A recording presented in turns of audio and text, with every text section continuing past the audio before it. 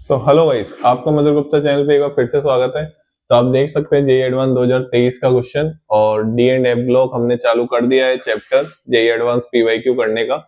और जैसा कि मैं हर वीडियो में बोलता हुआ आ रहा हूँ, ये केवल एडवांस की जो तैयारी कर रहे हैं उन बच्चों के लिए, सब बच्चों के लिए है।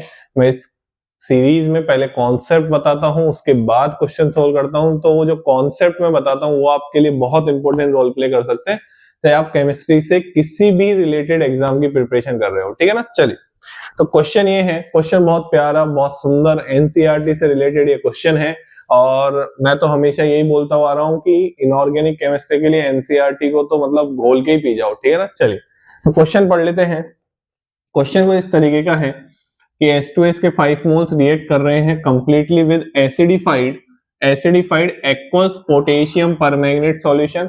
आपको डी एंड एफ ब्लॉक में KMnO4 और K2Cr2O7 दो कंपाउंड बहुत डिटेल में पढ़ाए जाते होंगे, क्योंकि वो एनसीईआरटी में बहुत डिटेल में दे रखे हैं। दो कंपाउंड डी ब्लॉक में आपको दो कंपाउंड बहुत बहुत ज्यादा डिटेल में पढ़ाए जाते होंगे। पोटेशियम परमैंगनेट की प्रिपरेशन, रिएक्शन, उसके बारे में हमको नॉलेज पता होनी चाहिए। पोटेशियम डाइक्रोमेट की प्रिपरेशन, रिएक्शन हमको पता होनी चाहिए। बात समझ में आ गई। चलिए आगे बढ़ते हैं। बहुत भर भर के क्वेश्चन आते हैं वहां से। जेई मेंस में निश्चित है, जेई एडवांस में निश्चित है, नीट में निश्चित है, तो आप उस टॉपिक को छोड़े नहीं। चलिए, in this reaction the number of moles of water produced is x। देखो x दे रखा है, ठीक है। The number of moles of electrons involve is y, ठीक है। और आपको क्या निकालना है, x प्लस वाई। बेसिकली आपको रिएक्शन पता होनी चाहिए। रिएक्शन नहीं पता होगी आप इस क्वेश्चन को नहीं कर सकते हो। तो पहले तो मैं आपको KMnO4 के बारे में बता देता हूं, ठीक है। ध्यान से सुनना पड़ेगा लेकिन आपको, ठीक है ना, पेशेंसली। जैसे MnO4 माइनस होता है ना, KMnO4 बोलो, MnO4 माइनस, ठीक है। आप पर्पल और पिंक कलर का सॉल्यूशन आप इसको बोल सकते हैं। आप इसको अगर एसिड में बात करें तो ये एसिड में कन्वर्ट, अच्छा ये आप ध्यान से सुन लें कि ये एसिड हो चाहे बेसिक हो चाहे न्यूट्रल मीडियम हो, उन तीनों में ही ऑक्सीडाइजिंग एजेंट की तरह बिहेव कर सकता है। बट हम जब पोटेशियम डाइक्रोमेट की बात करते हैं तो हम केवल एसिड में ही उसकी ऑक्सीडाइजिंग प्रॉपर्टी की बात करते हैं। बात समझ में आ गई। चलिए, तो हम यहाँ पे एज ऑक्सीडाइजिंग एजेंट इसकी बात करने वाले हैं। मतलब ये सामने वाले को क्या करेगा, ऑक्सीडाइज करेगा, मतलब खुद को क्या करेगा, रिड्यूस करेगा। आइए, तो अगर एसिडिक मीडियम होता है तो ये Mn+2 में कन्वर्ट होता है। अगर ये बहुत बहुत बड़ा कंफ्यूजन रहता है बच्चों को, क्लियर कर लेना यहाँ पे ध्यान से कि अगर स्ट्रांगली बेसिक मीडियम है, स्ट्रांगली बेसिक मीडियम है बच्चा, तो ये कन्वर्ट होता है MnO4 क्या हो गया, MnO4 2 माइनस में, ठीक। और अगर हम बात करें न्यूट्रल और फेंटली एल्कलाइन या आप वीकली बेसिक भी बोल सकते हैं इसको, एल्कलाइन सॉल्यूशन की हम बात करें तो ये कन्वर्ट होता है MnO2 में। आराम से देखें, एनसीईआरटी में आपको एसिडिफाइड भी दे रखी है और न्यूट्रल में भी दे रखी है, और इसके क्वेश्चन भर भर के आए हैं। मैं तो बोलूंगा उन रिएक्शंस को है ना कैसे याद करते हैं, मैं वही सिखाने वाला हूं। आप इसको रिडॉक्स का पीवाईक्यू माने चाहे डी एंड एफ ब्लॉक का पीवाईक्यू माने, रिडॉक्स में नहीं करवाऊंगा मैं ये क्वेश्चन। इसमें रिडॉक्स काम में आएगा, जितना काम में आएगा वो मैं आपको समझा दूंगा। बात की गहराई को समझना। यहाँ पे MnO4 माइनस ऑक्सीडाइजिंग एजेंट, इसलिए मैं बोलता हूं ये वीडियोस केवल जेई एडवांस वाले बच्चों के लिए नहीं है जो जेई एडवांस की प्रिपरेशन कर रहे हैं। ये वीडियोस हर उन बच्चे के लिए जो केमिस्ट्री से रिलेटेड एग्जाम की प्रिपरेशन कर रहे हैं। बात की गहराई समझ, जहां जहां केमिस्ट्री काम में आ रही है वो बच्चे इन वीडियोस को देख सकते हैं। आप एक बार देखिए तो सही, आपको समझ में आ जाएगा कि हाँ यार ये हमसे रिलेटेड। अब आपको क्या लगता है क्या नीट के एग्जाम में नहीं पूछा जाता क्या? बिल्कुल पूछा जाता है, बिल्कुल पूछा जाता है। ये क्या जेई मेंस के एग्जाम में पूछा नहीं जाता क्या? बिल्कुल पूछा जाता है। कि ये जेई एडवांस का तो हम क्वेश्चन सोल्व कर ही रहे हैं। क्या ये जैम के एग्जाम में नहीं पूछा जाता होगा? पूछा जाता है। क्या सीएसआईआर नेट के में पूछा जाता होगा? क्या जियो केमिस्ट में भी पूछा जाता होगा?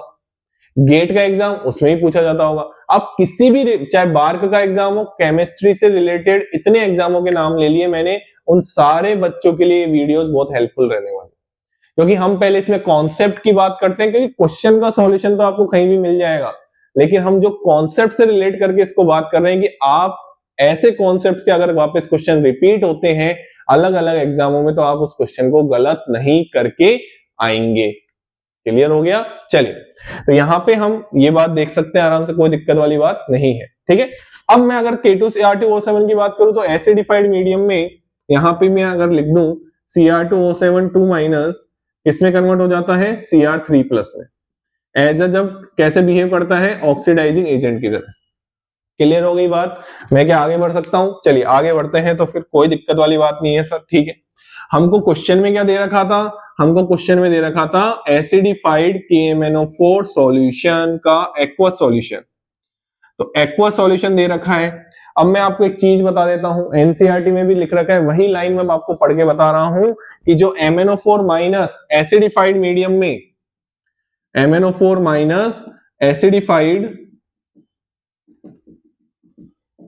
act as strong oxidizing agent। अब ये कैसे कैसे कन्वर्ट, अब हमने ये तो सीख लिया कि हर रिएक्शन में एसिडिफाइड MnO4- Mn2+ में खुद तो Mn2+ में होगा, लेकिन सामने वाले को किस में करेगा वो मैं आपको बताने जा रहा हूं। फॉर एग्जांपल ये Fe2+ को कर देगा Fe3+ में। फुल रिएक्शन में नहीं बता रहा हूं आपको, फुल रिएक्शन तो मैं इस वाले क्वेश्चन को सॉल्व करके बताऊंगा। ठीक है, इसके बाद SO3 सल्फाइड को आपको चेंज कर देगा, सल्फ्यूरस एसिड भी आप इसको बोल सकते हैं, कोई दिक्कत वाली बात नहीं है। इसके बाद आपका C2O4 उसको कन्वर्ट कर देगा ये CO2 में। इसके बाद आपका I- उसको कन्वर्ट कर देगा ये I2 में। उसके बाद आपका नाइट्राइट NO2- उसको कन्वर्ट कर देगा ये NO3- में। भर भर के ये रिएक्शंस दे रखी है एनसीईआरटी में यार।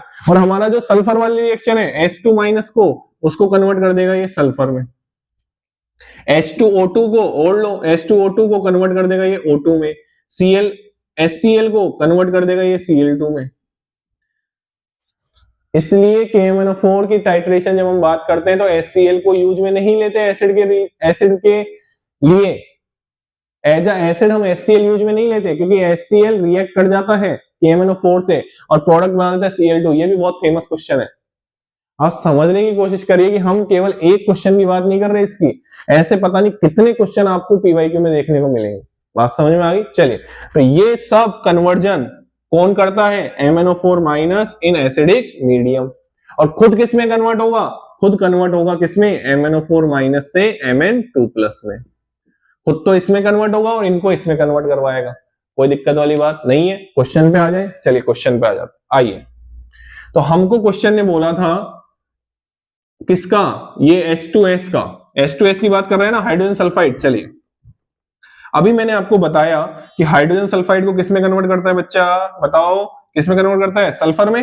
अरे बोलो ना यार, सल्फर में करता है ना। चलिए, तो आ जाइए देख लेते हैं। तो हाफ सेल रिएक्शन में लिख रहा हूं, मतलब हाफ हाफ रिएक्शन में लिख रहा हूं, फिर उसको जोड़ेंगे जैसा कि आप रिडॉक्स में करते हैं, जैसे आप बैलेंसिंग करते हैं, वैसा ही मैं करने वाला हूं। आइए ध्यान से देखिए। तो यहां पे अगर हम ध्यान से देखें तो यहाँ पे रिडक्शन ऑक्सीडेशन हाफ और रिडक्शन हाफ लिखने वाला हूं। तो यहाँ पे मैं ऑक्सीडेशन हाफ लिख रहा हूं। ऑक्सीडेशन हाफ में क्या होगा, आराम से देखें। H2S किस में कन्वर्ट होगा बच्चा? H2S कन्वर्ट होगा सर सल्फर में।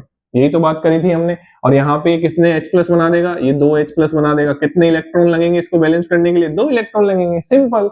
ये रिडॉक्स में आप बताते ही हो। चलिए, तो अगर हम रिडक्शन हाफ की बात करें, रिडक्शन हाफ की बात करें तो रिडक्शन हाफ देखो, MnO4- कन्वर्ट होगा किसमें? MnO4- कन्वर्ट होगा किसमें? Mn2+ में। अभी थोड़ी देर पहले ही तो बताया था सर आपने। अब बैलेंस कैसे करते हैं? यहाँ पे 4 ऑक्सीजन है, 4H2O लगा दो। 8 हाइड्रोजन है, 8H+ लगा दो। ये रिडॉक्स का मामला है, ये D&F ब्लॉक का मामला नहीं है। ये जो मैं बैलेंसिंग कर रहा हूँ किसका मामला है? रिडॉक्स का मामला है। हाँ, तो यहाँ पे अगर आप देखें तो चार्ज बैलेंस, अगर हम लास्ट में क्या देखते हैं? Charge balance. यहाँ पे चार्ज बैलेंस हो गया। यहाँ पे चार्ज बैलेंस देखें, 8 तो प्लस आ रहे हैं, 1 माइनस आ रहे हैं। कितने प्लस आ रहे हैं? यहाँ पे 7 प्लस आ रहे हैं। क्या हमने सही बैलेंस करी है? आराम से देख लीजिए, क्या हमने सही बैलेंस करी है? तो कितने इलेक्ट्रॉन आने चाहिए यहाँ पे? यहाँ पे अगर हम देखें तो कितने इलेक्ट्रॉन आने चाहिए? आप खुद बताइए, आप खुद बताइए। यहाँ पे अगर हम देखें तो 7 प्लस बन रहा है। अरे प्लस के साथ बन रहा है ना, 8 प्लस और माइनस का 1, 7 प्लस। और यहाँ पे कितने प्लस है? 2 प्लस।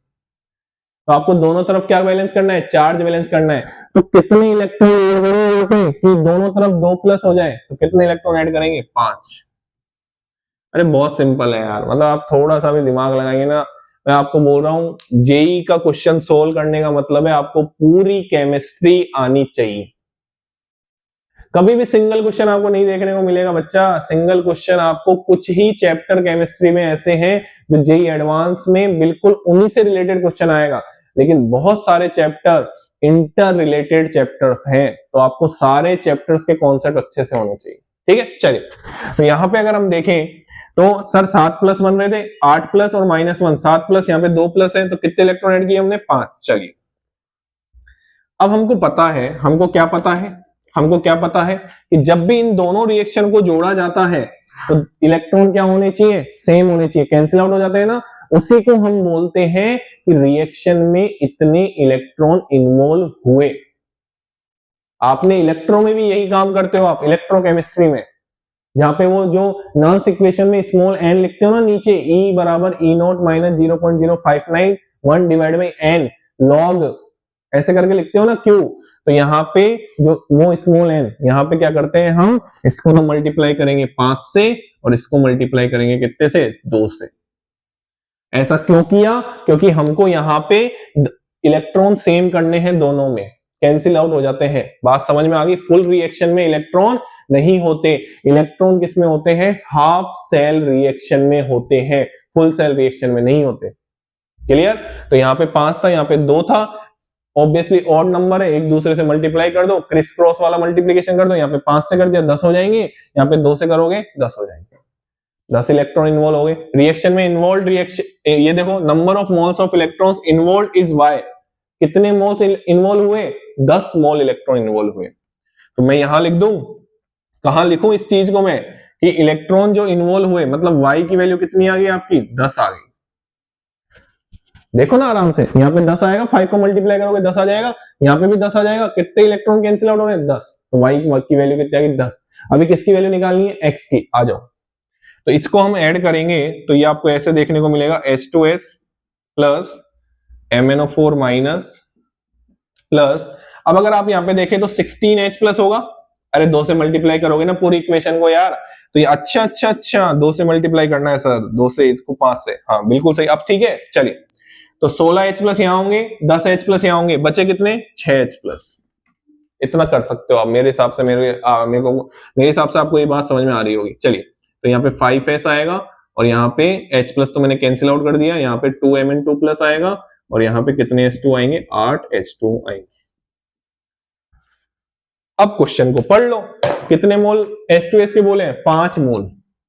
ये रही आपकी फाइनल रिएक्शन, ठीक है ना, जिसको आप नेट सेल रिएक्शन भी बोलते हैं। अभी तो मैं सेल वैल्यू उसकी बात नहीं कर रहा, मतलब नॉर्मल रिडॉक्स की बात कर रहे हैं। चलिए तो इधर अगर आप देखें तो यहाँ पे आप देखें तो 5 मोल से कितना मोल H2O बन रहा है? 8 mole H2O। According to reaction 5 mole H2O से 8 मोल H2O बन रहा है। अकॉर्डिंग टू क्वेश्चन आपको 5 मोल ही दे रखे हैं। कंफ्यूज मत हो जाना यार, रटना मत इस चीज को। अकॉर्डिंग टू रिएक्शन स्टोइकियोमेट्री से इसके 5 मोल से इसका 8 मोल बन रहा है। क्वेश्चन ने भी 5 मोल ही दे रखे हैं, तो आंसर हमारा H2O के कितने मोल बनेंगे? 8 मोल बनेंगे। तो 5 मोल H2S से according to question and according to reaction, क्योंकि दोनों के मोल सेम है इसलिए कितने मोल H2O बनेंगे? 8 मोल। तो ये किसकी वैल्यू आ गई? x की। तो x प्लस वाई हमसे पूछा था, तो x प्लस वाई कितना आ जाएगा? 8 प्लस 10 कितना आ जाएगा? 18। ये सुंदर सा क्वेश्चन था, प्यारा सा क्वेश्चन था, और आई होप कि आपको बहुत अच्छे से समझ में आ जाएगा। और जो भी आपकी क्वेरीज है वो आप कमेंट सेक्शन में डाल सकते हैं, और जैसे जैसे मेरे को टाइम मिलता जाएगा मैं आपकी क्वेरीज वीडियो के से या फिर कमेंट सेक्शन में आपको आंसर देंगे।